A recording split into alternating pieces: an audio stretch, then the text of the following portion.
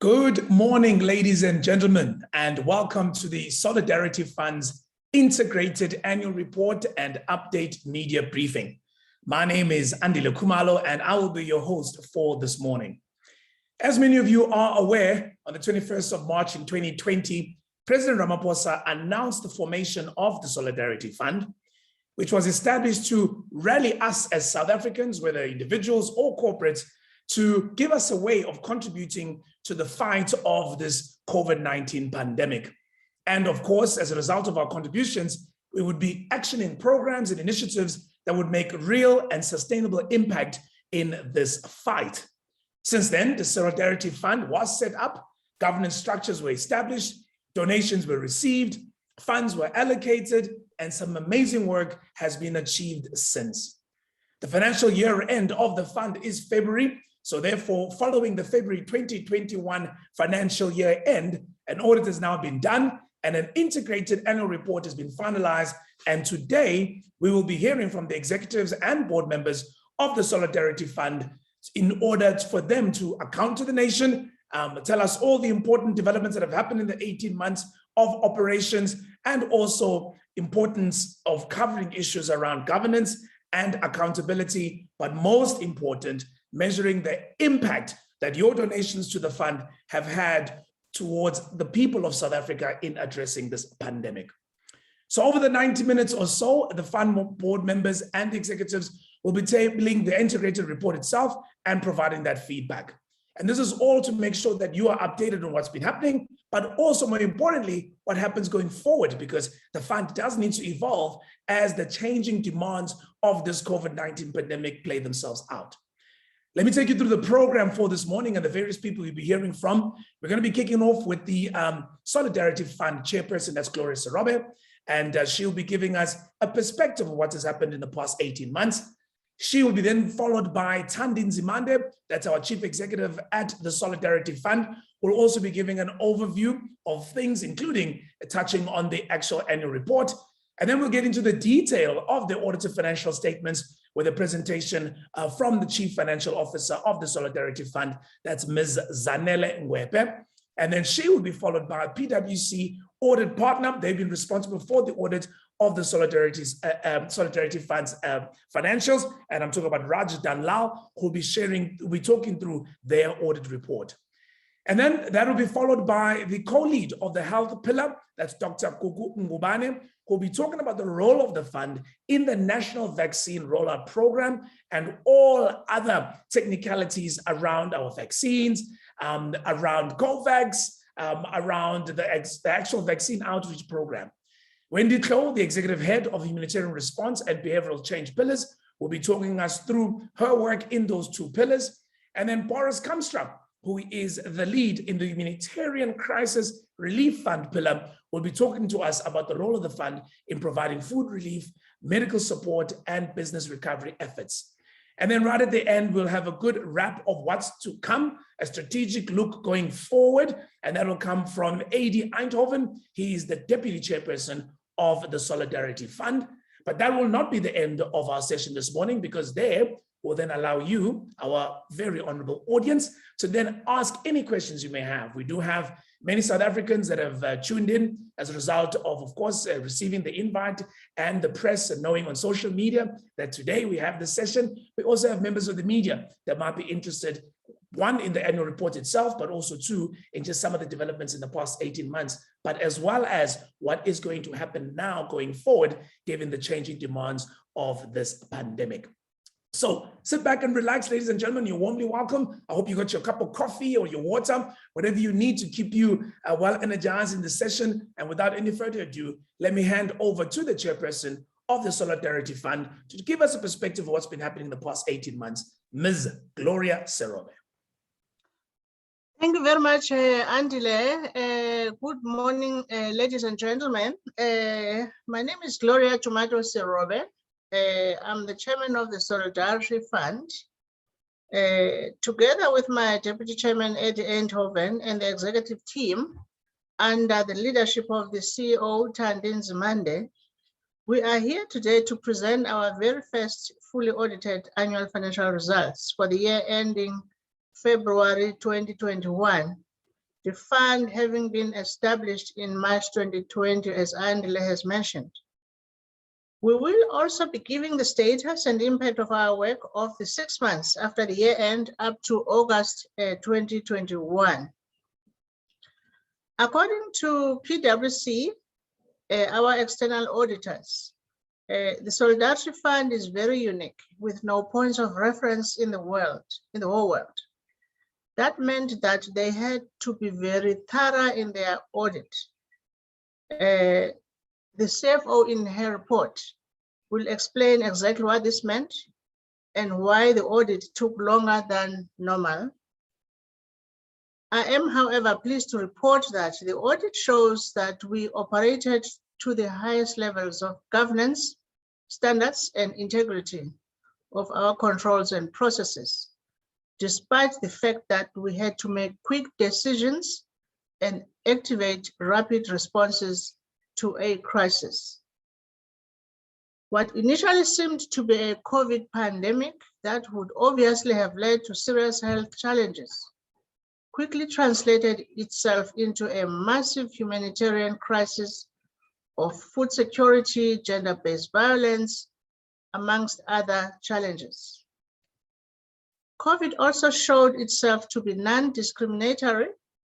Rich or poor, rural, urban, semi-urban, townships, suburbs, everybody was affected. This forced us to be consciously inclusive in all our interventions.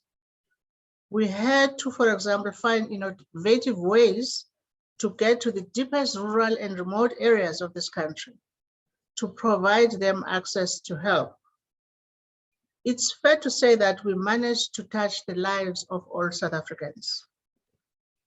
We could do all of this thanks to the support of the infrastructure provided to us from Business for South Africa under the leadership of Martin Kingston, and especially of our first executive team led by Nomkita Ngweni as CEO, and consisting of Nick Koller, Paul Bondi, Nicola Galombik, Jonathan Brumbeck, John Hunt, Itumeleng Matabane, Mike Easter, and Grant Brewer, with over 200 volunteers, all working pro bono or seconded. I cannot thank this team enough. Thank you very much. We were privileged and honored to have also been joined by the Solidarity Fund board members. And this is Professor Michael Katz, Sizwe Nxasana, Ayanda Nsaluba, Tulani Chefuta, Khumutso Makupula, Trifosa Ramano, Minister Tito Mboweni, and Minister Patel. I would also like to express my appreciation for this kind of support. Our current executives have received the baton from the initial executives with a lot of enthusiasm and energy. I wish to thank Thandin Zimande and her team, Wendy Tlo, Wongakazi Majola, Janisha Kapu, Kukungubane, Boris Kamstra, Rick Menel, and especially our SCFO, Zane Lingwood, who made sure we reach this reporting milestone. I also thank PwC, whose pro bono external audit work has put us in a position where we can report back to our donors. We really appreciate that kind of support. To all these South Africans and our international friends who trusted us with their hard-earned financial resources and otherwise, when there was no track record to show. Please see this reporting as our own way of saying your trust was not misplaced, and we are always grateful. Lastly, as a COVID Rapid Response Fund and as the chairman, I will be failing in my duty if I do not add my voice to the matter of South Africa continuing to be on the red list in the United Kingdom, despite all our efforts and ignoring what our scientists, who are highly regarded in the world, what they are saying. As of the 25th of September 2021, 44.4% of the world population has at least received one dose of a COVID-19 vaccine, with 6.11 billion doses administered globally, according to our World in Data reports. The same database reflects that 65.5% of the UK population have been fully vaccinated, 13.9% of the South African population have been fully vaccinated, whilst 1.6% of the Kenyan population is fully vaccinated. South Africa uses the same Pfizer biotech vaccine that is used in the UK as one of the two available vaccines to us, with the second being the single-dose Johnson & Johnson vaccine, while the UK uses Moderna and Oxford AstraZeneca as their two other vaccines. South Africa has globally been in the forefront of SARS-CoV-2 genome sequencing surveillance, with the establishment of a national genomic surveillance network that ensures appropriate sampling that is representative of the COVID-19 caseload across all our 9 provinces. The surveillance report has shown how, during the third wave, the Delta variant completely overtook the Beta variant that drove the second wave. The sequences analyzed for the month of August showed 96% Delta occurrence, with Beta accounting for only 0.27%. According to Professor Mendelsohn of the University of Cape Town, in the first 3 weeks of September, not one Beta variant was sequenced. Beta is simply not circulating in South Africa. That is the main message here. It is therefore very clear that the Delta, as in most other countries, is the dominant variant currently circulating in South Africa. There is no scientific data to support the reason given for South Africa's continued presence on the red list of countries published for travel regulations by the United Kingdom. How does a South African fully vaccinated with Pfizer biotech vaccine differ from any other similarly vaccinated individual? What rationale is there to quarantine a fully vaccinated individual whose COVID-19 test is negative? With that, I would like to now hand over to Thandeni Zimande, our CEO. Thank you very much, Adelaide. Thank you, Gloria. Good morning, everyone. Thank you for joining us. We have quite a full agenda today, which will cover a review of our integrated annual report, announcement of our annual financial statements, and report back on our PwC audit, and an update of our 18 months of existence. The audited financial statements and integrated annual report will be available to view and download immediately on the Solidarity Fund's website, and media releases will be disseminated with updates on the fund's activities from the end of the period to date. The fund's CFO, Zane Lingwood, will be taking you through a detailed annual financial statement presentation, and I encourage you to visit our website to view the detailed information. Since our last media and stakeholder update in March, a lot has happened. South Africa has been hit by a third wave. This was by far the most dangerous of the waves and left South Africa reeling. As we finally start seeing the back of it, it seems that everyone now knows someone who has been infected or affected by the virus. Another more positive development has been the access to vaccines across the country, with vaccinations opening up to all adults. The equitable distribution of these vaccines is essential in the fight against COVID-19, and therefore a key focus of the fund. Finally, in July of this year, South Africa experienced civil unrest across KZN and parts of Gauteng. This unrest led to violence and looting that compromised food security, production, and logistics, and resulted in the destruction or closure of numerous businesses, as well as significant job losses. This threatens to put even more strain on a nation already struggling under the weight of COVID-19 and related lockdowns. As a rapid response vehicle, the fund has worked, as always, to respond to these events quickly, to deliver as much relief and assistance as possible, using the funds South Africans have entrusted us with. Over 3.22 billion in COVID relief funding has been raised as at the end of our financial year. To date, a total of 3.44 billion has been raised. These additional funds are due to the further fundraising drive that was undertaken to fund the Solidarity Fund's work on the national vaccination campaign. Of the funds raised for COVID relief, 2.62 billion has been disbursed to date as follows. In the health response pillar, 1.97 billion.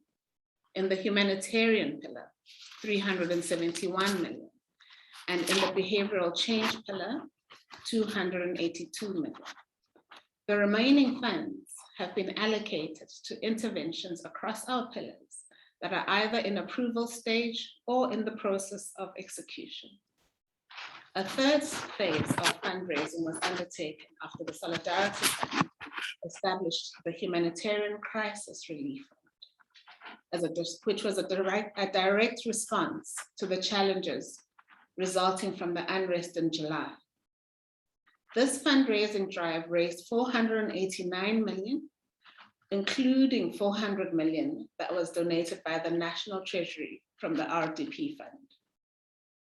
In addition, and with the permission of NASPERS, 100 million was redirected from their original 500 million grant into this new fund. This was to provide seed money for the HCRF in order to enable interventions to happen rapidly. This additional 100 million makes the total available to the fund 589 million.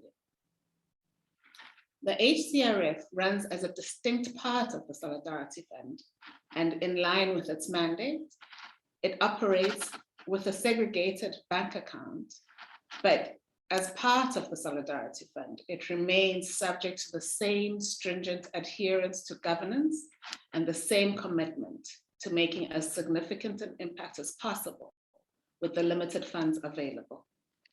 Despite the evolving role of the Solidarity Fund, our objectives have stayed the same in all regions. mobilize and coordinate financial contributions from all South Africans and members of the international community. Use contributions to mitigate the impact of the COVID-19 pandemic by augmenting the government's health response and the social consequences of the pandemic. Bring South Africans together to play their part in combating COVID-19. While the financial figures are important, the real impact can be judged in the people that we have affected. First and foremost, the Solidarity Fund is about humanity. It is about the subsistence farmer who can continue to provide for their family. It's about the family of the patient who can breathe a sigh of relief as they witness their loved one getting the treatment they need. It's the GBV survivor who is offered comfort and support through the GBV Command Center. These are the people that remind us of why we are doing what we do. Over the last 18 months, the demands of the pandemic have changed, and as a result, the interventions and campaigns we have supported have done the same. In our first year, we had many successes, from distributing critically needed PPE for healthcare workers at the very beginning of the pandemic, expanding testing capacity, supporting acquiring and donating locally manufactured ventilators, distributing essential equipment, starting in the hotspot provinces, then this year distributing essential equipment across the country. The construction of a modular hospital wing at Cecilia Makiwane in the Eastern Cape was also a great achievement. These not only service the immediate urgent needs, but are contributing to a legacy of general improvement of the health system that will be felt well after the pandemic. I am no less proud of the work we have done under our pillars of humanitarian relief and behavioral change. In our humanitarian efforts, the food and agricultural input vouchers have been far-reaching. The food and agricultural input vouchers have been far-reaching because we are able to make a difference in the lives of people who are already living on the edge and on whom COVID had brought even more difficulty. Likewise, our support against the scourge of gender-based violence was critical. Again, we're talking about the most vulnerable in our society, who as a result of the pandemic saw a much increased level of abuse. Under the behavioral change pillar, we rolled out highly successful communications campaigns targeting core preventative behaviors in mitigating the effects of the virus. We worked closely with civil society and faith-based organizations, communicated in multiple languages across a number of media platforms, and supported the National Department of Health COVID Alert app launch and awareness campaign. In December, we launched a large-scale integrated communications campaign focusing on preventative behaviors, and are currently in the process of rolling out a large-scale integrated demand creation communication campaign. To ensure effective and targeted messaging, we funded research studies and engaged with national government, civil society, and business to maximize our efforts and reach as many South Africans as possible. With the arrival of vaccines in South Africa earlier this year, the fund continued in its role as additive to the national and provincial health efforts, assisting in the national vaccine rollout program. Our support of government's vaccination efforts started with the down payment of 283 million needed to secure South Africa's entry to COVAX at the end of last year. Equitable access to vaccines is essential to the success of the rollout. The fund has, since the start of the vaccination campaign, supported the MRC Sisonke vaccine implementation study, aimed at vaccinating 500,000, with 496,514 actually vaccinated frontline healthcare workers. We also provided technical assistance to support the NDOH and provided funding to the NDOH call center. More recently, we have also funded temporary vaccination outreach sites across the country that will add to increasing the overall national number of jabs per day to achieve the 250 to 300,000 jabs daily. These additional sites will contribute to improving geographical coverage, population reach, and especially access to vaccinations by the most vulnerable and hard to reach communities. Access to vaccines, however, is only one part of the job. Vaccine inertia, hesitation, and misinformation have been a stumbling block to vaccine rollout success around the world. To counter this, the fund initiated and executed 2 integrated communications campaigns aimed at vaccine awareness and adoption. The first ran from the 12th of May, 2021, and ended on the 30th of June. And the second has launched and will roll out in a phased manner over the next few months. Finally, I would like to touch on our audited annual financial statements and the audit undertaken by PwC.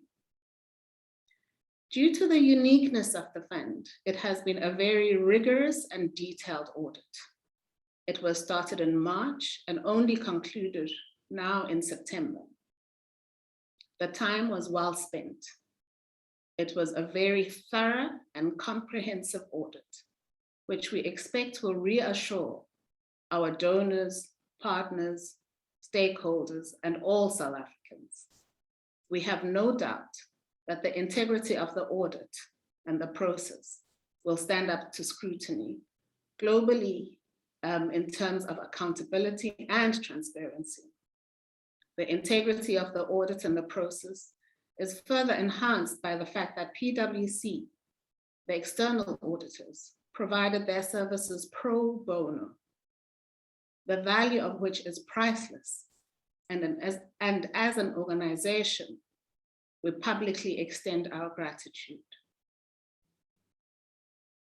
We are proud of the fact that, despite the speed at which we made decisions and were able to impact on the crisis, the audit has shown that we operated to the highest governance standards, and the governance controls and processes were in place to ensure that all donor funds were put to good use, and there was no wastage or misappropriation of funds. We believe that we have lived up to the great responsibility and expectations of our donors and all South Africans. We have delivered our mandate with integrity and to the best of our ability, and we have safeguarded the funds entrusted to us. We have also lived up to our commitment for full transparency.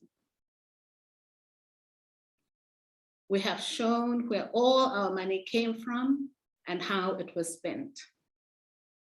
We have 29 reports on our website, totaling 428 pages. There are 6 reports under the health pillar, 8 under the humanitarian response, and 14 under behavioral change. Together, these reports detail every project we have concluded, who received contracts, and where the money was spent. Over the past year, the Solidarity Fund has been a platform for many South Africans to show their support in the fight against COVID-19 in many different ways. Whether it be individuals who gave what they could through crowdsourcing platforms, large corporates that are continuing to step up and support the fund, either through funds or in-kind donations, or the international community. It has been an amazing outpouring of support for the country. The most successful fundraising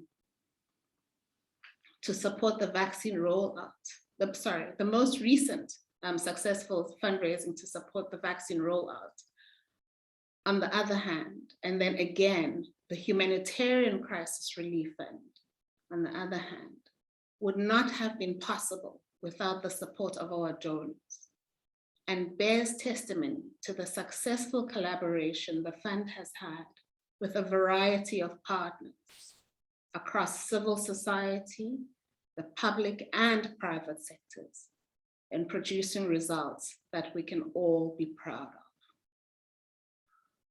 I would like to take this opportunity to thank the board, the EXCO, all our donors, stakeholders, partners and staff, current and previous, for your incredible work and support since the inception of the fund.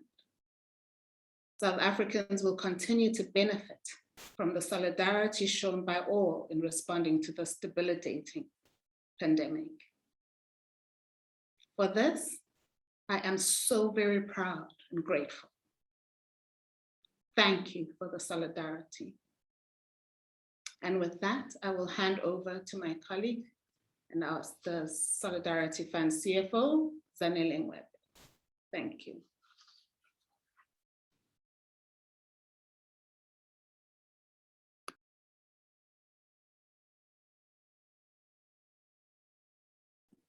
Hi, Zanella. I think you are speaking, but you're the only one that can hear yourself.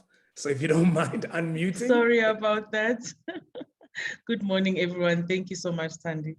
It gives me great pleasure this morning to present the maiden set of Solidarity Fund's financial statements, which cover the period from 25 March 2020 through to our year end of 28 February 2021. The fund, as we all know, is a non-profit company, and the financial statements have been prepared in accordance with IFRS, the International Financial Reporting Standards, and on a historical cost and going concern basis. The choice to apply full IFRS was precedent setting for an NPO such as ours. We are indeed proud this morning to be reporting according to the golden standard used by large listed corporates across the globe. At a very high level, the primary statements, that is our balance sheets, profit and loss, changes in equity, cash flow, reflect funds received from donations as 3.2 billion, operating expenditure at 1.9 billion, and a bank balance at year end of 1.2 billion. As shown on the screen is our income statement and balance sheet. Given the public interest nature of the fund, together with the fact that these are the first set of financials, PwC, our external auditors, conducted a very thorough and robust year-end audit, which resulted in the delayed release of our financial statements, as mentioned before by the previous speakers. The audit was protracted mainly due to the fund being a rapid startup, relying entirely on volunteers, especially in the initial phases of the fund. A low materiality threshold was also set due to the public interest nature of the fund. Therefore, a mainly substantive audit approach was taken and high volumes of transactions were therefore audited. We are, however, very proud to present to you today the audited financial statements of the fund, marred only by a minor technical qualification common to non-profit organizations. This is for donations received that are collected by third-party agents. These collections of 27 million represent 0.8% of the 3.2 billion donations that the fund has received. From an external point of view, PwC in their report mentioned that it is not possible to verify the completeness of the 27 million revenues collected from the third parties, hence the auditor's completeness of revenue related qualification. Please refer to the basis of qualification opinion in the financial statements. Raj from PwC will also be joining us to take us through the audit opinion further.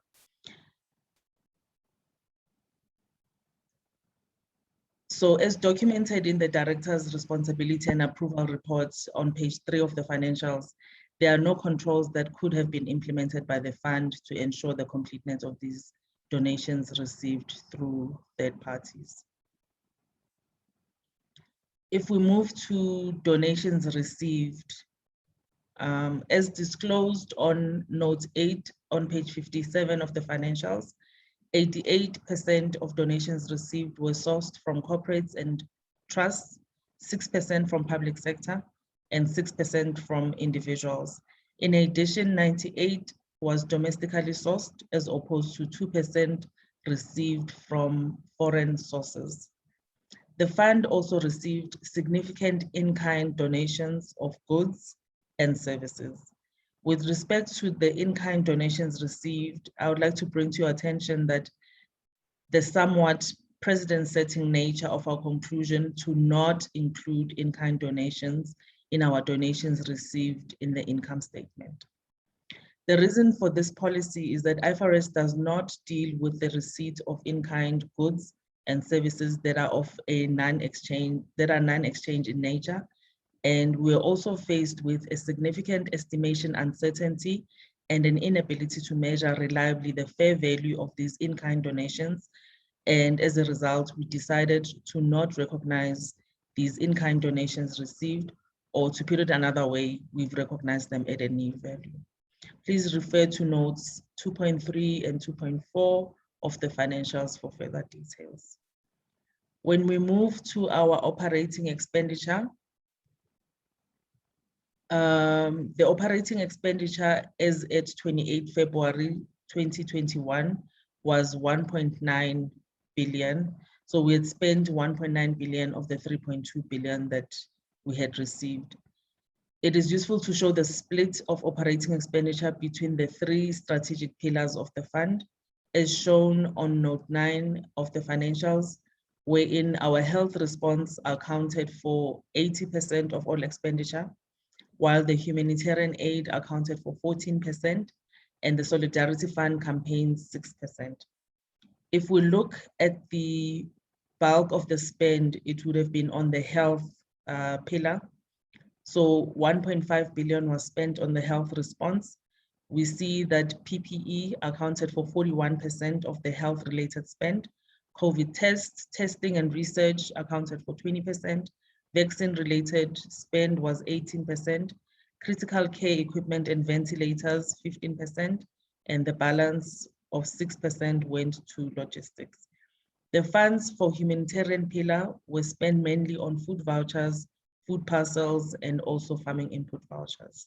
As stated earlier, the details in the key audit matters of the independent auditor's report provide very useful context and results of their audit of operating expenditure.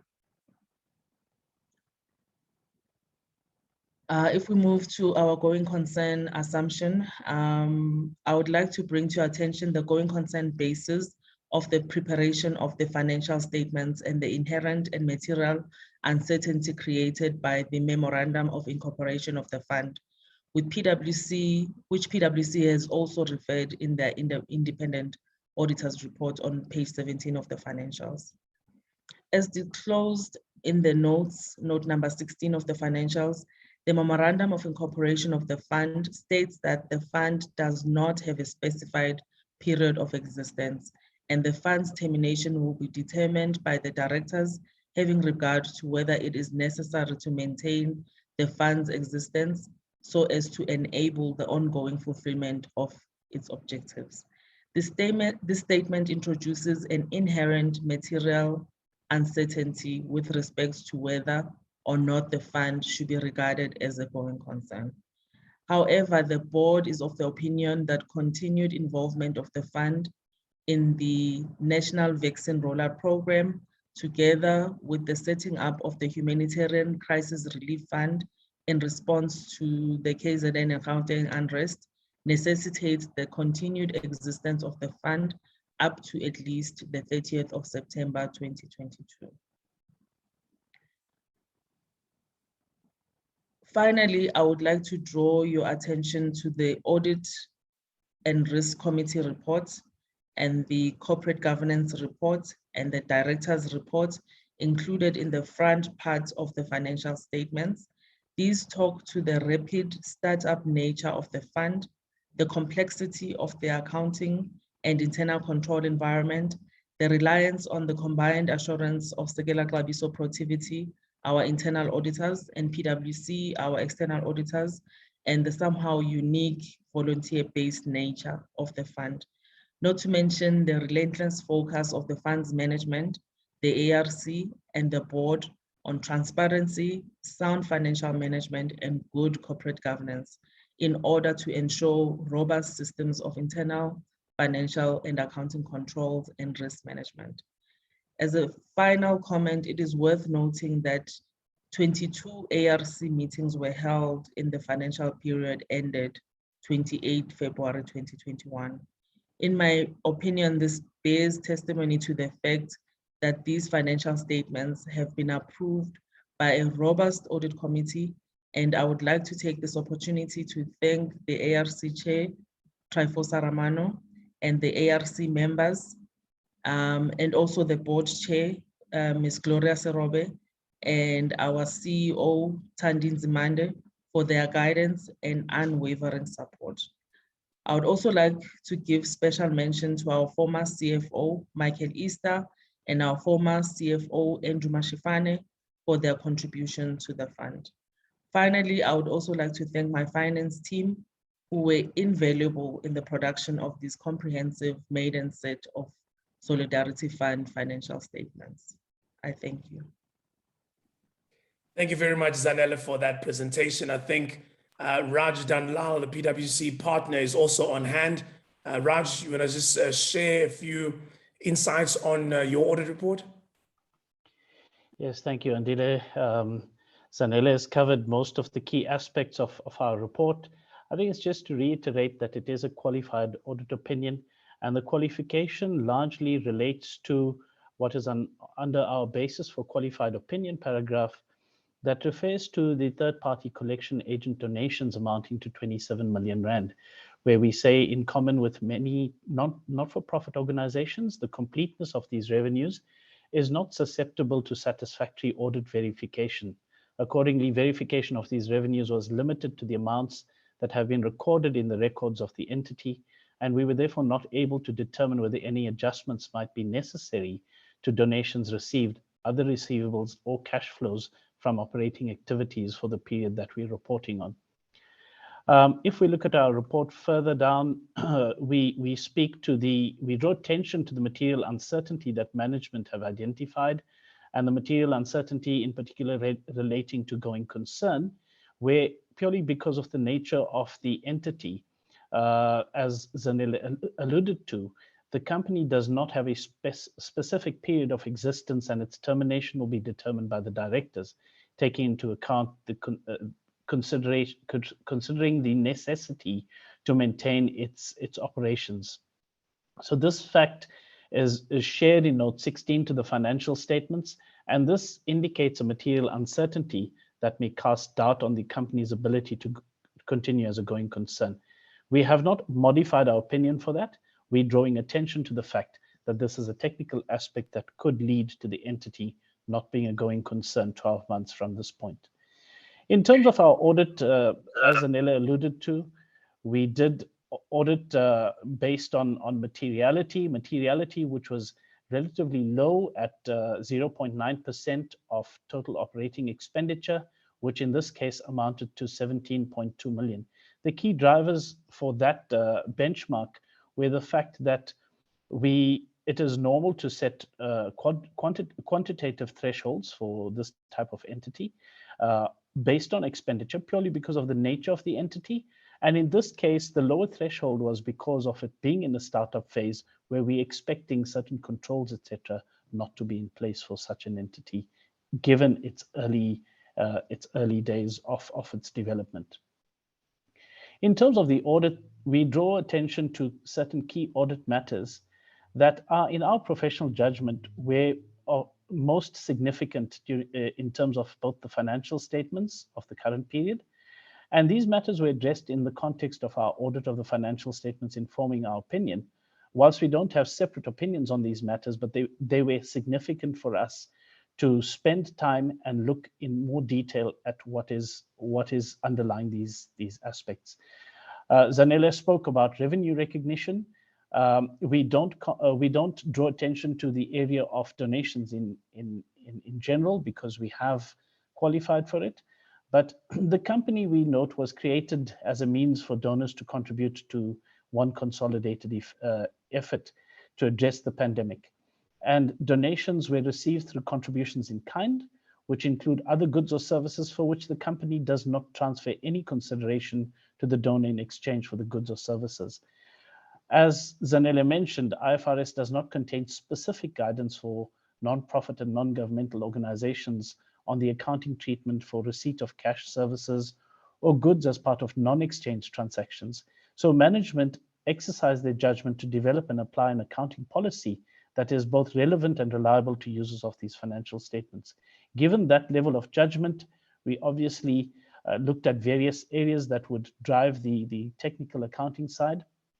We looked at the IFRS conceptual framework, the IAS 20 on government grants, and we considered areas such as IAS 16, property, plant, and equipment, and anything appropriate for developing an accounting policy for non-exchange transactions that were sitting in other frameworks. In terms of our audit work, it was therefore focused on revenue recognition because all of this spoke to the issue of revenue recognition. And in that regard, we list in our key audit matters the various steps that we carried out, specifically focused on revenue recognition, looking at bank confirmations, making additional inquiries, looking at bank statements to trace through to material reconciling items for evidence where we noted matters impacting revenue. We inspected donation revenue contracts to see that these were complied with in terms of the recognition criteria. We evaluated the policy that management put forward in terms of how they recognize revenue, and we assessed by way of comparing accounting policy applied against the principles of IFRS to ensure that not just the policy, but the overall application thereof was appropriate. In terms of operating expenditure, this was, of course, a significant area, and our focus on operating expenditure was largely in terms of looking at the various pillars. Within each pillar, there were certain activities that were governed by contractual arrangements with suppliers, implementers, service providers, or subcontractors, and there were others where there were payments that were made across for specific acquisitions. Management considered the underlying contractual arrangements to determine the point at which operating expenditure should be recognized. And as the company is dependent on these third parties for final delivery or provision of services, we considered the recognition criteria that was applied. These criteria are more elaborated in the notes to the financial statements, and because of these disclosures, we considered these as key matters in addition to the overall amount being material. Our procedures we carried out were on operating expenditure, we're focused on recognition of the operating expenditure. So we obtained an understanding of management's processes and controls relating to the recognition of this expenditure. We looked at the detailed list of operating expenditure for each of the pillars. We looked at the aggregated amounts of expenditure that were in the trial balance, the amounts that were recorded net of VAT, where valid tax invoice existed, and we found no material differences. We looked then at the disaggregated operating expenditure within each pillar, which is included in the notes to the financial statements, based on the nature of expenses and the selected samples that we tested. So if we look at the health pillar, in particular, the donation of personal protective equipment, we trace these through from the signed delivery notes to external logistics contractor requisitions received from the designated recipient government departments to verify that the delivery of PPE had actually occurred. In this regard, we noted that there was one subcontractor that was unable to provide a breakdown of the delivery details to enable a reconciliation performed. But for these items, we then went a further step to obtain positive confirmations from the recipients regarding the descriptions and quantities of goods delivered to them. And we agreed these corresponding requisitions to the inventory movements so that the inventory distribution reports could be authenticated in terms of what was delivered by the external logistics contractors. We can report that there were no material differences in this regard. There was then critical care equipment that was manufactured in terms of ventilators. We looked specifically at the details of the items delivered in terms of signed delivery notes, which was the point of recognition of the expense. And again, no material exceptions were noted. When it came to COVID testing kits and testing research in the health pillar, we looked at project completion reports received by the company from the various service providers who were engaged for COVID testing kits, as well as performing the testing. And we reconciled this information to the project completion reports against the supporting invoices that were supplied, and where delivery documents were supplied against those delivery documents. Again, there were no material exceptions noted. In terms of the health logistics aspect, we looked at the underlying supporting expenditure, namely invoices, freight documentation, waybills, and compared that to what we understood were the likely logistics services that were provided, and identified no material exceptions.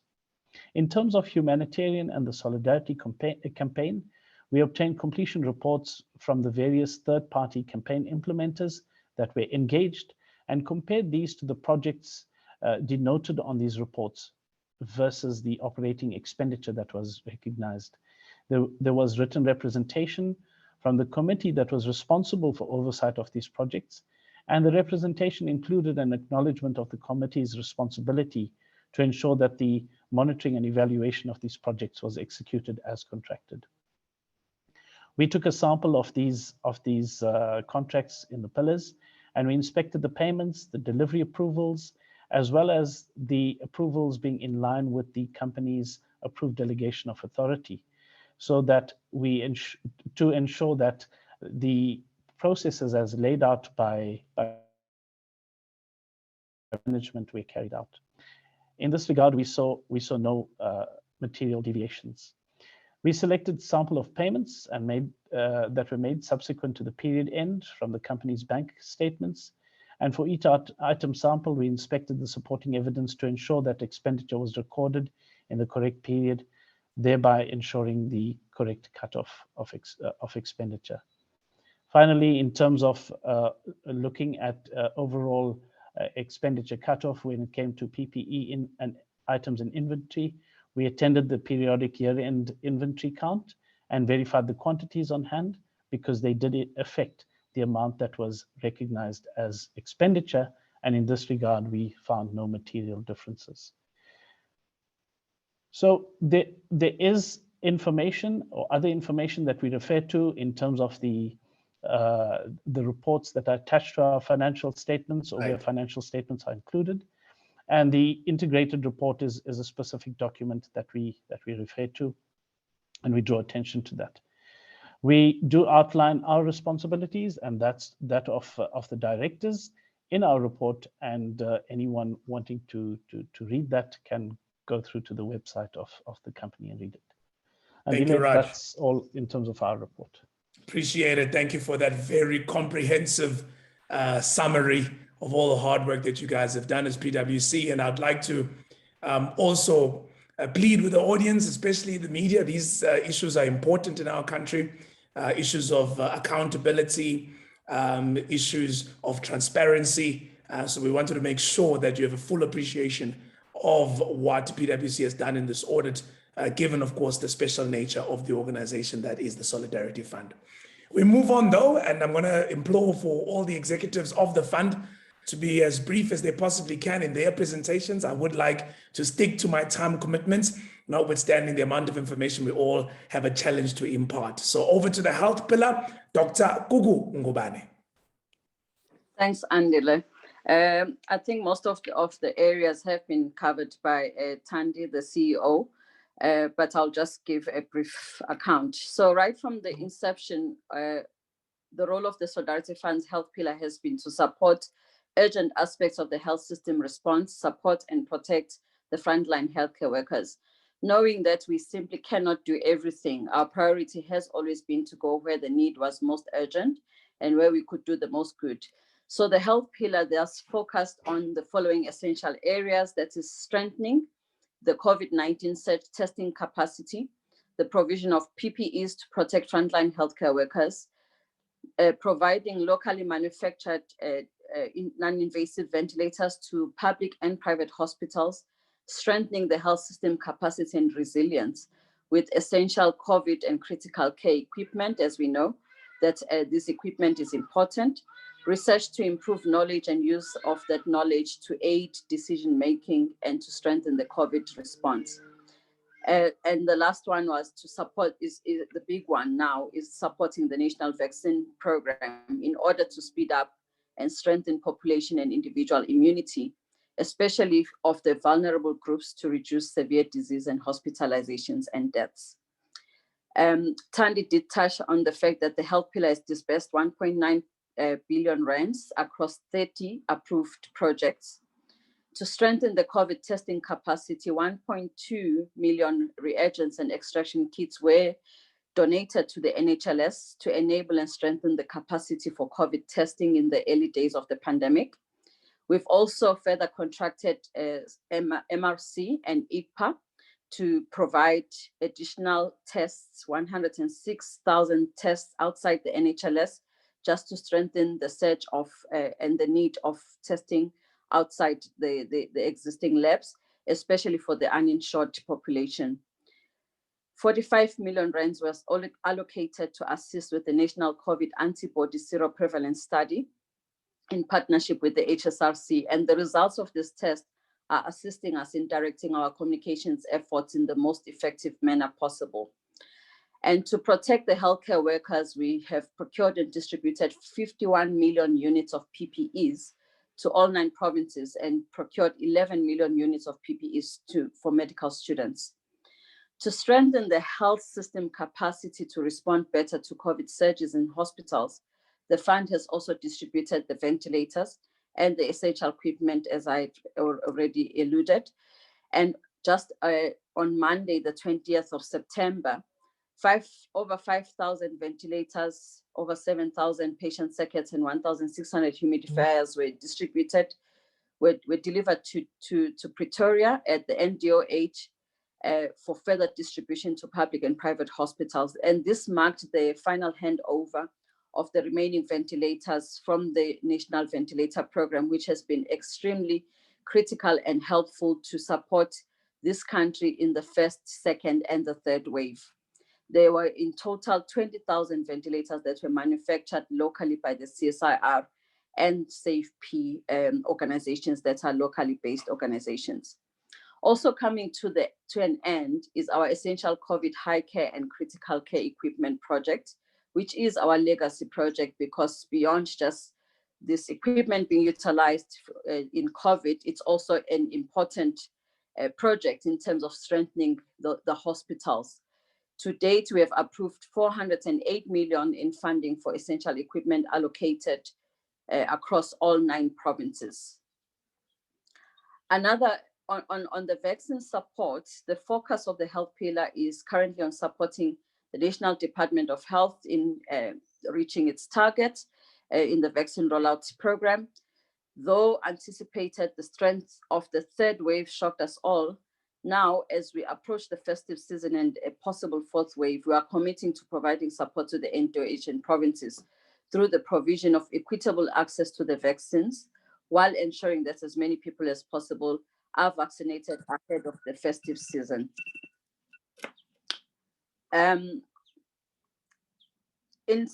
Our support of the National Vaccine Program began with providing the funding for the 283 million rands down payment for COVAX. Just over 10 million doses have been received to date through the COVAX facility. And of that 10 million, over 7 million doses were donated by the US government through COVAX to the South African government. The fund has also provided 50 million rands for Sisonke, which Thandi has touched on. And the fund approved co-funding contribution of 69 million rands in partnership with various donors through the DG Marais Trust. They are providing technical assistance and human resource capacitation. About 127 people have been recruited and deployed to national, provincial, and district levels of the health system to support with the vaccine rollout. Further to this, this funding will also support the local-based demand creation, which is critical to increase the vaccine uptake in communities. And also in anticipation of an increased vaccination demand, the Solidarity Fund is also supporting the rollout of surge vaccine outreach sites. This is what we are currently working on. And the board has approved funding of 300 million rands to support the National Department of Health. These sites are aimed at supporting the department in their efforts to address the issues of coverage, access, and equity through fixed, temporary, and mobile outreach sites.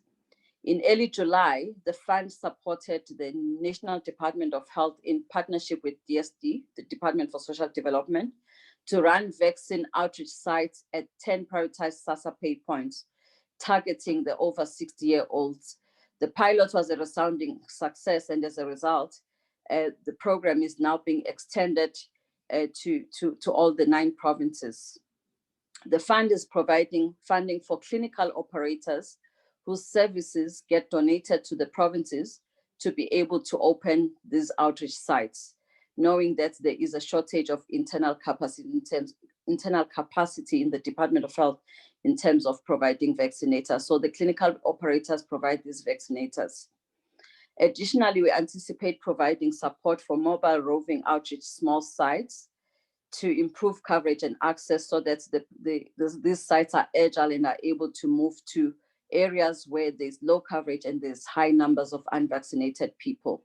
The sites are always identified by the provinces and a request for support comes to the fund.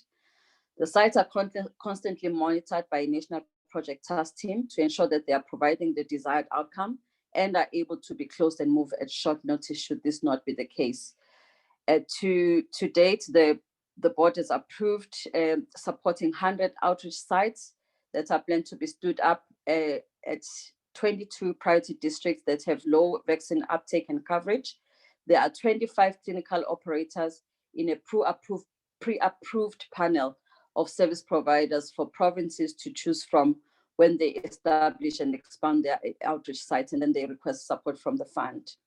These were shortlisted from a recruitment process that included a request for proposals and an open expression of interests. The clinical operators play a critical role of providing vaccinators and vaccination services in these public outreach sites in support of government. And to date, we've contracted 7 clinical operators across 6 provinces who are currently operational with over 53,000 jabs administered over August and September. We've also been requested at short notice by the National Department of Health and responded very fast to assist with urgent transportation of needles, 6 million needles that costed us 1.3 million rands. They were transported from China to South Africa in July. And we've also assisted with transportation of the 5.6 doses, Pfizer doses that were donated by the US government through COVAX at an amount of 19.9 million rands. The latter 2 projects were vital contributions from the fund in enabling and accelerating South Africa's vaccine rollout. Importantly, they were aligned with our mandate of being a rapid funding response vehicle to assist the national COVID response and vaccine program. And then the last part and an important part is the fund supporting and strengthening the response to the third wave and possible other resurgences. We are supporting the Eastern Cape and Gauteng province with nurses. In the run-up to the peak of the third wave, Gauteng Department of Health approached us, and an amount of 16.69 million rands was approved for the urgent deployment of nurses into the Gauteng public sector hospitals. The Gauteng Department of Health had as a target the provision of up to 350 nurses who are recruited as per need across 8 major hospitals in Gauteng during the third and the anticipated fourth waves. The Vets Health Consortium has generously offered as a partner their pro bono services to support this critical project and are providing project management support to the Gauteng Department of Health. And then in July this year as well, the Eastern Cape Department of Health approached the fund for funding support of up to 295 contracted nurses for the vaccine rollout support, and also to support any surges, whether it's the third wave or the fourth wave, across 3 districts, Jogabi, Alfred Nzo, and OR Tambo for 5 months. And then a recently approved project is the fund supporting efforts towards reopening of Charlotte Maxeke Johannesburg Academic Hospital. We believe that it plays a critical role in the healthcare service chain for Gauteng COVID management, because it's a specialist hospital for infectious disease management, amongst other things.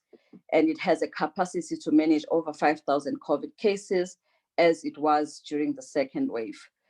As we all know, the fire that broke out in April this year resulted in the closure of this hospital, and it therefore broke this chain, resulting in a major health system crisis in the Gauteng Department of Health's ability to respond to the third wave. As a result, the hospital then decided to reopen certain wards in the hospital as an emergency humanitarian measure. However, the hospital is not fully fire compliant at the moment and could not return to full operation. Reopening Block 1 was therefore identified as the most urgent need to address this crisis before the fourth wave, because it includes an acute and emergency unit where acute COVID cases actually come in. And the hospital then approached the fund to offer assistance with the fire compliance requirements that would allow it to reopen.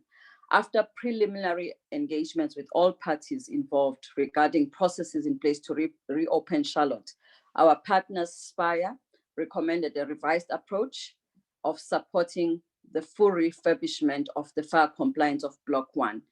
An amount of 68 million rands has been approved by our board for funding in support of achieving fire compliance in Block 1. And this investment into restoring Charlotte's operational capacity fulfills the fund's objectives of having both a direct benefit of COVID-19 management in regards to the fourth wave in the Gauteng health system, as well as leaving an important legacy beyond the pandemic. As with everything that we do at the Solidarity Fund, the success of our health interventions is dependent on the courage, the commitment, experience, and skill of our partners. I cannot thank all of those who have stepped up to help enough. I also just want to acknowledge my predecessors, Dr. Johnny Broomberg, Heather Sherwin, the Health Pillar team, our technical experts in the technical review and advisory panel, who play a critical role in adjudicating proposals and technical validity and impact of the projects that we support as the fund, including Genesis, that is led by Dr. Saul Johnson, who support the fund with technical public health and epidemiology expertise. I would also like to thank our disbursement and contracting team that really work rapidly with us and ENS to make sure that our projects really start up as fast enough. The team led by Janisha Gapu. And also I would like to thank the EXCO and the board for always responding at the call of even weekly disbursement and board meetings to approve our projects to make sure that we truly provide a rapid response. I would like to also thank the Department of Health for great collaborations and all our contracted partners. Together, we have shown that we can make a difference and help meet the needs of the country during this challenging time. one intervention at a time. Thank you so much, Andile. Thank you so much, Dr. Gugu Ngubane, for that briefing. Let me remind all members of the media, I see your questions are coming through. Please, you're most welcome to send all your questions, and we'll make sure we create time at the end to send them to all the relevant people. Let me now hand over to Wendy Klo, who is Executive Head of Humanitarian Response and also Behavioral Change. Thanks, Andile, and good afternoon, everyone. I'll try and be quick and summarize the high-level impact and work that's been done in two of the fund's pillars, which is the humanitarian relief as well as behavior change. Under the humanitarian response pillar, really the focus has been about supporting the most vulnerable in our communities to help alleviate the negative social impact of the pandemic. To that regard, we have really been able to provide access to food and food security, as well as intensify the protection of vulnerable women and children from the increased incidences of gender-based violence. To date, we have delivered over 280,000 food parcels to households, as well as 128,000 once-off 700 Rand food vouchers worth about 90 million Rand across the country. In addition to this, we also identified that it wasn't enough to focus just on the metropolitan urban areas, but we also had to have quite a determined effort to support food relief in the rural areas, particularly targeted at subsistence smallholder farmers and particularly at women. To this end, we have dispersed just over 43,000 once-off 2,000 Rand farming input vouchers. That's a mouthful. And we've had most of these having been redeemed largely by women farmers. On the area of gender-based violence, which we all know is South Africa's perennial pandemic, we've supported the refurbishment and reopening of the Gender-Based Violence Command Center. We've also provided PPE and medical services to the National Shelter Movement, the Tutuzela Care Centers, and many other partners so that they could continue to provide their services to affected women and children. Additionally, we've also supported, to the tune of 75 million Rand, 317 community-based organizations, as well as 11 larger NPOs who provide assistance, whether it be emergency assistance, access to social justice to women and children that are impacted by gender-based violence. And to date, the work we're doing there has dispersed 51 million Rand of that 75 million Rand and has impacted just over 450,000 people. So I think that's really great work that we're doing on that side. In the behavior change pillar, partnerships have been key. We've worked with a multitude of partners across many different sectors, whether it be in civil society, in business, with government, as well as with religious groupings. And we have done, as some of you may know, a campaign towards the festive season last year called Don't Be a Mambara. It was an integrated campaign that touched across above the line, PR, below the line, and also had a very intense community mobilization element. Between May and June, we ran a campaign that was really about encouraging people to maintain the non-pharmaceutical behavioral interventions as we're leading up to the festive, to the Easter weekend, as well as the school holidays at that time. We also partnered with the NDOH and other government departments to assist in getting registrations up, particularly for over 60s. And we had community mobilizers out in different communities across all provinces doing door-to-door work in order to educate and increase our literacy when it comes to the vaccine. Over a 4-week period, we reached about 49,000 households through that door-to-door model of activation, and we contributed around 15,000 registrations for over 60s over that 4-week period. Community partnerships have been critically important for us in terms of the work we do in behavior change and communication. And to that regard, we have partnered with the community partners that are represented on the National Communication Partnership that is led by GCIS.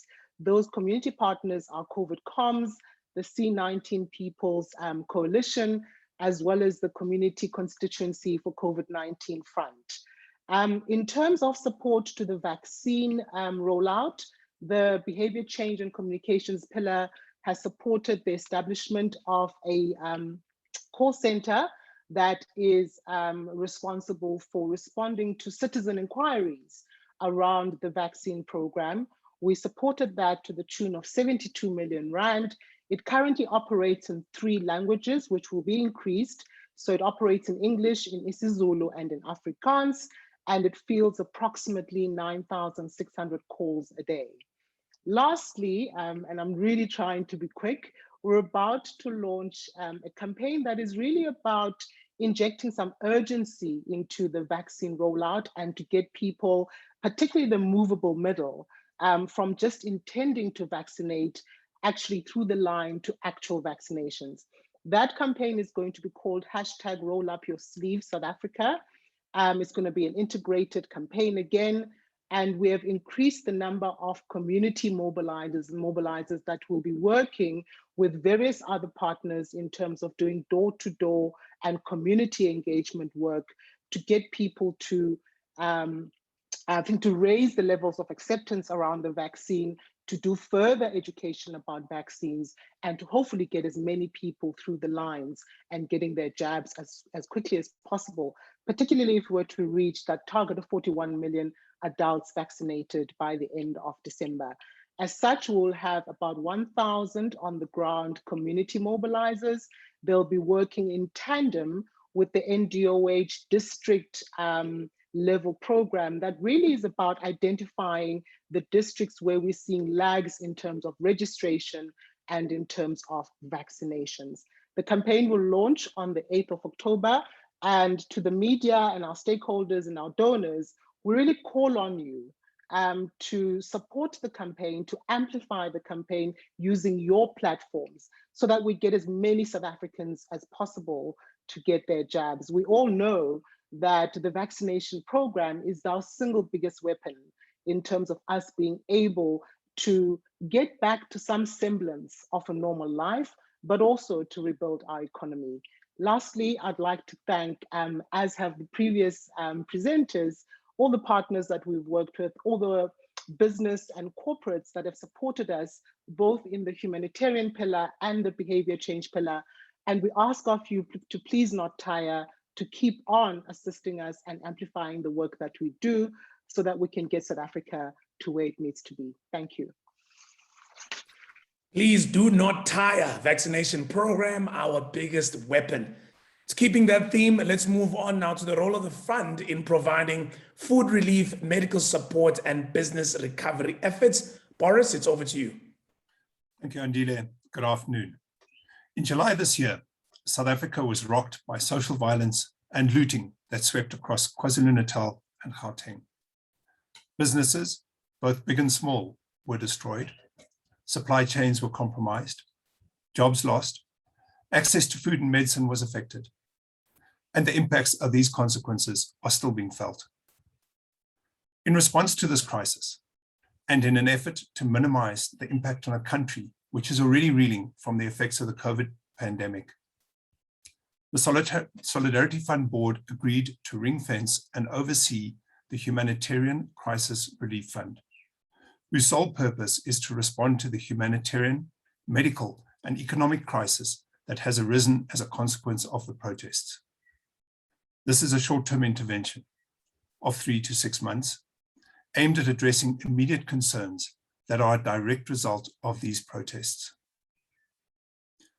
The Humanitarian Crisis Relief Fund is managed separately from the COVID response mandate of the Solidarity Fund, with a separate organizational pillar, and funds for it are deposited into a segregated bank account. After consultation with key donors, the Solidarity Fund Board approved the reassignment of 100 million rand from the COVID-19 fund, which to be utilized for the HCRF. A further 400 million rand has been received from government, while 89 million rand has been donated following the Solidarity Fund having undertaken a dedicated fundraising drive. One of the Solidarity Fund's key priorities is ensuring that the funds available go where they can do the most good. To this end, the Solidarity Fund has undertaken extensive research through targeted surveys, consultation with partners, and organizations already involved in relief efforts. The fund sought to understand the nature and size of the situation post the unrest, the humanitarian response, gaps in the response, and opportunities for the Solidarity Fund to respond. Based on this research, we identified where gaps exist and are working on an integrated and coordinated approach involving partners and key stakeholders to plug these gaps and ensure that affected South Africans receive the food, medicine, and business relief that they need. A needs analysis undertaken by Genesis Analytics on behalf of the HCRF established that the recommended intervention by the fund in the immediate short term should focus on, firstly, emergency food provision through the delivery of food parcels by a limited number of chosen partners, including the contracted delivery agents used by the Department of Social Development. Secondly, re-establishing critical delivery channels for chronic medications. Additionally, the fund will focus on programs to support much needed business recovery aimed at supporting small businesses and thereby their employees as well, whose livelihoods were affected. On the 18th of July, the Department of Social Development approached the HCRF to assist in food relief in the provinces of KwaZulu-Natal and Gauteng. Even before the social unrest, food insecurity had significantly worsened due to the COVID-19 lockdowns. The protests further amplified vulnerability and food insecurity in many communities, with production, logistics, distribution, and more being affected. In response, the HCRF has allocated 100 million rand and is working with the Department of Social Development to deliver food parcels to stricken households in KwaZulu-Natal and Gauteng. To date, we have distributed 43,000 parcels in KwaZulu-Natal and 21,000 in Gauteng. We have also allocated a further 20 million rand and are partnering with the Provincial House of Traditional Leaders to do the same. We have completed the distribution of 21,560 food parcels in partnership with 196 National House of Traditional Leaders councils. South Africa has a significant proportion of the population who require and rely on chronic medication. These patients are stable, but require consistent adherence to their treatment regimes in order to remain so. To facilitate this, the NDOH introduced external centralized chronic medicine dispensing and distribution pickup points to ensure that patients did not have to face prohibitive traveling costs and waiting times to access their chronic medication, and that health facilities are not overwhelmed by stable patients picking up prescriptions and can focus on in-facility patient care. During the social unrest and violence, 260 pickup points were destroyed. The result has been that 400,000 patients no longer have easy access to their medicines and are being forced to travel further to already overstretched and overcrowded health facilities to find their medicine. The NDOH approached the HCRF to support the creation of emergency pickup points for chronic medication. The department requested funding for a service provider, Concare, to provide 27 containers and staff for a 6-month period.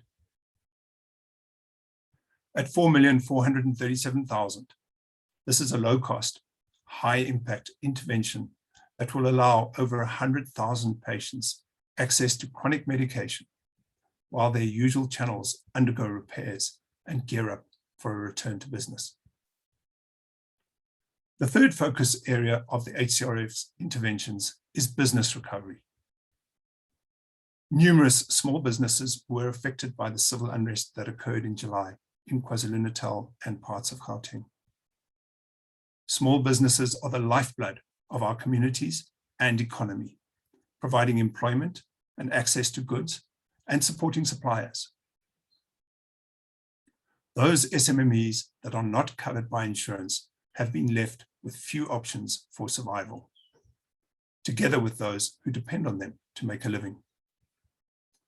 Together with the National Empowerment Fund, the Humanitarian Crisis Relief Fund has established a 450 million rand SMME support program targeting small, medium and micro enterprises, able to demonstrate that they were negatively impacted by the unrest in both provinces. The HCRF will be allocating 150 million rand grant funding to this intervention to help immediately address the recovery of the SMME sector. Applicants to the fund must be a registered company, closed corporation, or cooperative, and in good standing with the South African Revenue Service. The applicant must also demonstrate that jobs lost will be restored or increased within 12 months of receiving the funding. The call for applications was announced on Thursday, the 23rd of September, and details are available on the Solidarity Fund's website and NEF's at www.nefcorp.co.za. These three interventions underscore the intent of the HCRF to be able to respond with agility and speed to recovery efforts in a meaningful way that will ultimately benefit community access to goods and services and aid in the much needed economic and social recovery in the affected areas. Thank you. Thank you very much, Boris, for that absolutely important update on all of the initiatives, particularly, of course, the latest ones you've just shared. To now wrap up for us and also give us a sense of what the world looks like going forward, particularly on what will be the strategic focus of the fund and also on governance and transparency, the Deputy Chairman of the Solidarity Fund, Adi Eindhoven. Adi? Thanks very much, Andile, and thank you to everyone on this call for your patience. I mean, I think it's really been important to us. We haven't had one of these briefings for some time, and we wanted to be as comprehensive as possible.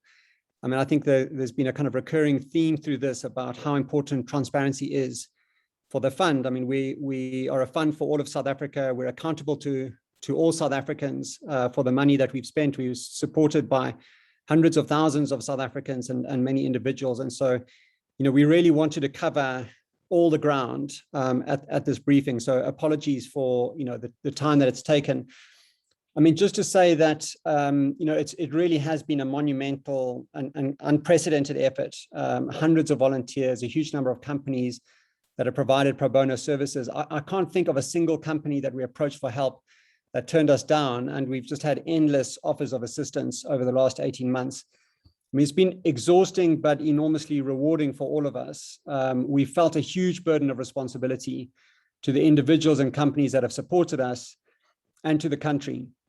And our audit has shown, as our audit has shown, we have exercised this responsibility with the greatest care and an abiding commitment to have the biggest impact possible.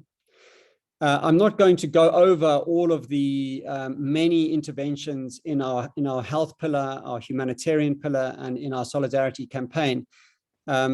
Suffice it to say that you know, we're extremely pleased with the impact that we've been able to make and the difference that we've had, you know, during this COVID crisis, and that all of these projects, the many over 40 projects that we've executed, have been done, you know, with the highest levels of governance standards and not one single incident of malfeasance in any of the projects that we've embarked upon.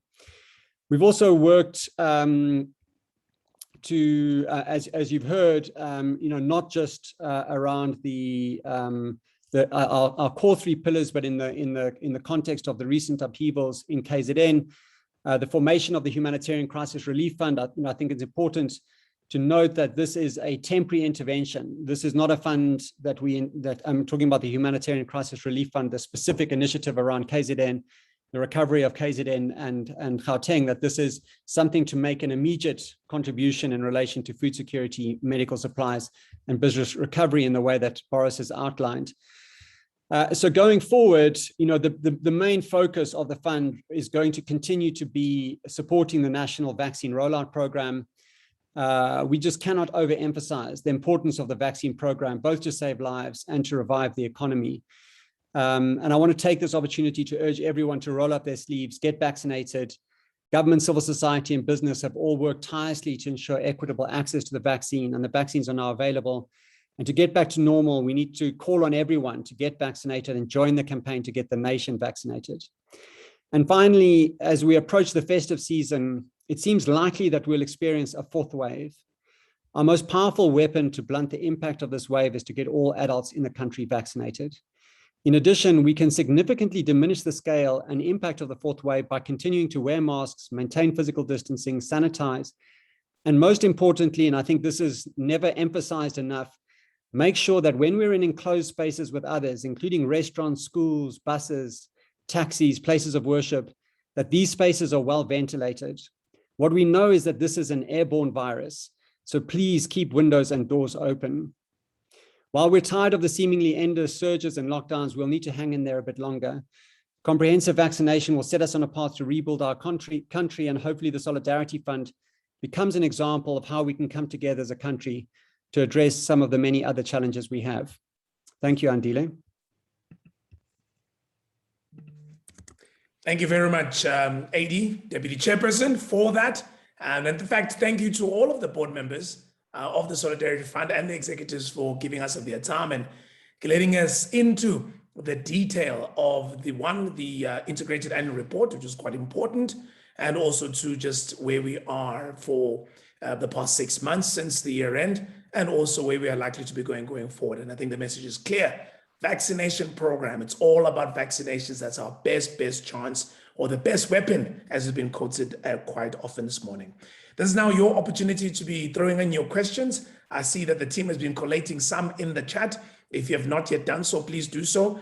Post your question and tell us who you are and from which establishment you come from, so that we make sure that we send it to the right people. So far, I've got 6 questions that I would like to put through to the team that is here with us, having presented everything that they have. And the first one is actually coming from Anastasi Mohobu from Jacaranda FM. And her question is that Zanella mentioned that the recent unrest in KwaZulu-Natal and Gauteng prompted the need for the fund to continue. Can you give us clarity on how the fund will be assisting the victims of the recent unrest, more especially the small businesses? So the focus there is really about how the small businesses will be assisted. Boris, I've been asked to give you a first shot at answering this one. Thank you, Andile. Well, we certainly are still working on some more or additional opportunities for us, primarily to assist in the business relief sector. Our initial emphasis was to ensure that people were as stable as we could get them, primarily from a food and medicine perspective, and now looking at the broader perspective, which of which the NEF is the first leg of that.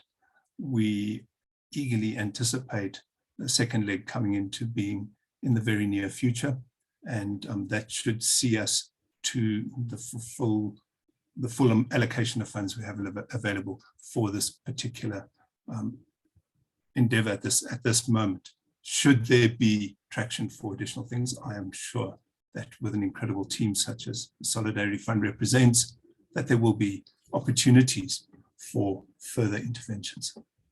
Great stuff. Thank you very much, Boris, for that. Next up is a question from Laura Lopez Gonzalez from the London Evening Standard. And first, she wanted to know if the recording will be available. Yes, the recording will be available on the website. In fact, the Solidarity Fund's YouTube channel is where it will be initially loaded. So maybe just go onto YouTube and just subscribe to the channel so that you get the notifications when we upload new content. But definitely this recording will be there and you'll be able to refer to it in any of your reporting. She has a question that I have been asked to send it to you, Dr. Kukungobane. And her question is, what districts have been identified as having low vaccine coverage right now? And how is that data gathered? Doc? Thanks, Andile, and thanks, Lopez. The 22 districts are actually coming from each of the 9 provinces. I could state the names, it would be easier to project it, but from Eastern Cape, there are 2 districts, Nelson Mandela Bay and OR Tambo. From Free State, it's one district, Thabo Mofokeng. In Gauteng, it's the metros, Ekurhuleni, Johannesburg, Sedibeng, Tshwane, and in KZN, it's Amajuba, eThekwini Metro, Ilembe, Umzinyathi, Uthugela, Zululand. In Limpopo, it's Vembe. In Mpumalanga, it's Ehlanzeni, Garsibande, and Kangala, 3 districts.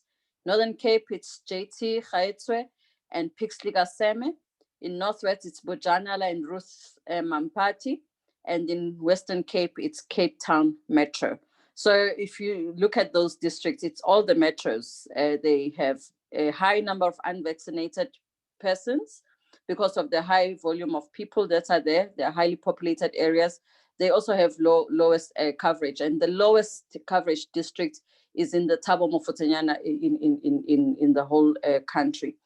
In terms of the data collection, every vaccine site records on EVDS the number of people that have been vaccinated. So data collection starts from the site, it goes up to EVDS, it's collected and it's located by location. So they are able to map it out, which district, which community, the age of the people that are being vaccinated, that it's all part of the dashboard that is collected by the sites, by the province, and by the National Department of Health. And that's what they look at to then determine where are we with the vaccine rollout. Yes. Great. So great. the EVDS Thanks. is the single most important system, yeah. EVDS, that's where all the data is sitting. Thank you so much, Dr. Ngubane. Wendy Klo, this is for you. It's a question again from Anastasi Mohobo from Jacaranda FM. And she's asking, is there a plan to continue assisting victims of gender-based violence and poverty-stricken households beyond COVID-19? I think the qualifying part of that question was beyond COVID-19. I think that the Solidarity Fund has been intently set up to respond to COVID-19. And anything beyond that, I think, would be stretching a little bit out of our mandate. However, we are still, Anastasia, finishing off, actually at the end of this month, our farming input voucher program. And we anticipate that we'll actually have close to 95 million rand worth of farming input vouchers that have been redeemed by communities in our rural areas. And we've done this in partnership with the National House of Traditional Leaders. We are also doing, as Boris has said, the food relief in terms of food parcels, particularly in response to those people that were impacted by the unrests in KZN and in parts of Gauteng. When it comes to gender-based violence, we are finalizing and doing almost the last leg of the grant funding to the 317 CBOs and 11 NPOs that I mentioned earlier. About 51 million rand of that has been dispersed to those organizations. There's potentially another 24 million rand to go, but those organizations have already been selected and actually are in the process of implementing those activities that they have contracted with us to do.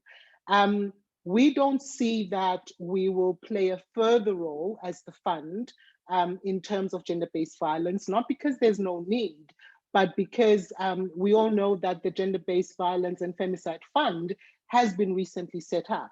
And we also gave a 10 million rand donation to the GBF fund about a month or so ago in order for them to continue the work that they have been set up to do in terms of responding to gender-based violence. I think that at the end of the time and the lifespan of the fund, should we have any funding available that would be able to assist further with responding to gender-based violence, that again would be the route that we would take in terms of further donations to the GBVF fund. Thanks. Great stuff. Thank you so much for that, Wendy. Let's move on to some questions around the financials from the business day. Lindley Donnelly would like to ask this question, and I think Zanele, the CFO, this is probably for you.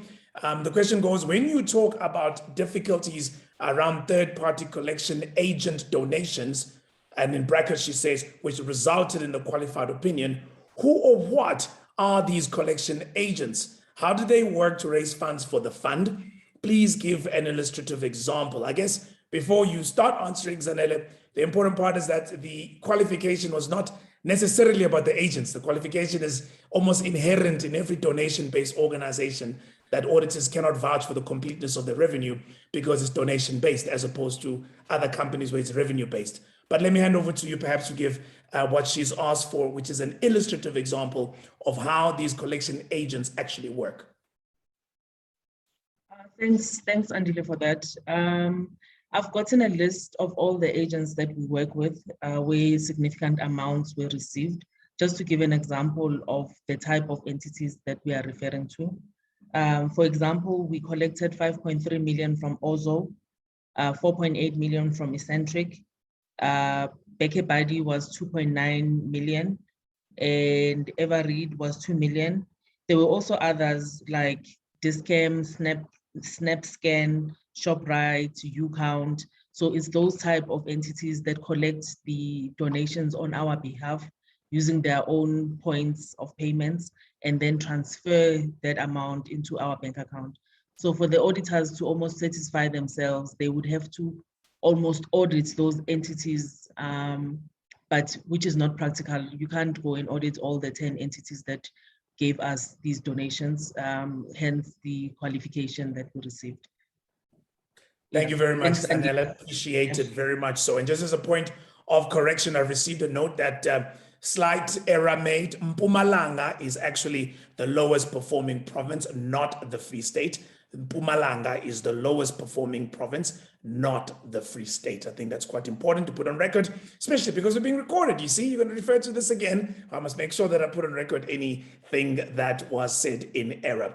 The next question is back to you, Wendy. And it's a question from Stephen from Mapepeza Media. And Stephen is asking, have you collaborated with small local media based in communities in promoting the Solidarity Funds campaigns? This is vital to reaching citizens beyond mainstream and social media. Yes, Andile, we have. And I mean, as anybody will say in the communications environment, more can be done, both by the Solidarity Fund and many other partners. But we have supported across all our campaigns, in fact, approximately 67 community radio stations, and not just from a support from a commercial perspective, but in partnering and collaborating with them to create content that is steered by them, that is directed by them, that will then obviously have better traction with their listeners and their audiences, which is really critically important. So the support has been both financial, but also in terms of us being a listening organization to say, how do we craft messages with the people who actually want to receive the messages in a way that's going to land with them and actually create more conversation. So that's the first thing. The second thing, we've partnered through our community partners that are part of the National Communication Partnerships, in particular, the South African Council of Churches, the C19 People's Front, the CCCF and COVID Comms. And they have partner community-based organizations that they work with within the different regions and provinces and districts across the country, whether it be community mobilizers that do door-to-door, whether it is using community print media in terms of getting media out, and whether it is actually in employing those community mobilizers who do that door-to-door, typically your young unemployed people in the country, to then be the agents of change on the ground in terms of getting messages out around behavioral maintenance, but also now in terms of getting registrations up and vaccinations up. Lastly, we also work with art type organizations that do wall murals in the township, and we empower people through that. And so it is really through our partners that we empower with the support that we give, and it is through them that we have that impact on the ground. And I'd just like to correct maybe one thing as well, that when we work with our partners, especially our community partners, you're not going to see a Solidarity Fund branded campaign. We're not really about that. We're about getting the message using as many relevant people and credible people as possible. So the message that you may hear at your local community is about vaccination, is about preventative behaviors, but not necessarily carry the identity of the Solidarity Fund. Got you. It has, however, been supported and invested into by the Solidarity Fund. And that's really the way that we have modeled the way we communicate. Thank you. And I guess that's also where the opportunity for media owners, media partners, whether it's community or commercial, to also play a role in sharing the message, because it's in all of our joint interests and common interests to do so. Adi, I got a question here from Eyewitness News's Tato Mahlakwana, and Tato is asking, are there discussions to extend the lifespan of the Solidarity Fund beyond the COVID-19 response, given the other interventions it has undertaken to address social needs predating the pandemic? Adi? Thanks, Andile. So I think the first thing to say is that the mandate of the fund is very clear about the purpose of the fund to assist in the COVID crisis. And so I think there are two issues for us. The one is our mandate, and at what point we feel we fulfilled that mandate. Obviously, you'll notice from the presentations today, I mean, we really front-ended a lot of our expenditure, because that was when we thought we could have the biggest impact, is while the nation was trying to prepare for this crisis, we could move really quickly and try to have very significant impact in the areas that we focused on. We're now in a position where of the 3.4 billion rand that we've collected that has been donated to the fund, almost all of that has been committed. And so we also have a situation where we have very little discretionary funds remaining. There are some discretionary funds still in the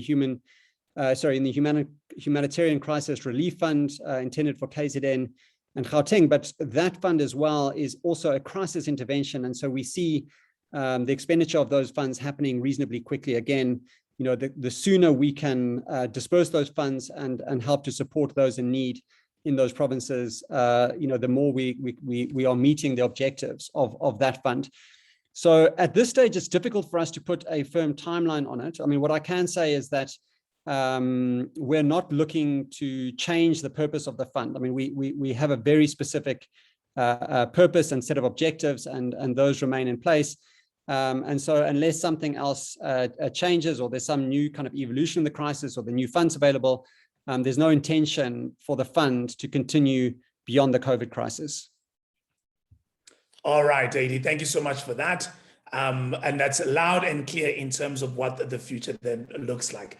Thank you very much, ladies and gentlemen, for all your questions. Thanks for acknowledging receipt of some of the clarifications. Laura, appreciating the clarification there. And yes, Laura, we will be sending you more information as you requested in terms of that slide that explains how each province is doing relative to the others. We have answered all of the questions that have come so far. Thanks to everybody for participating. We really appreciate you joining us. Please keep following the Solidarity Fund on all the social media platforms for you to see the work that we are doing going forward. Also on the website, everything you saw today will be on the website.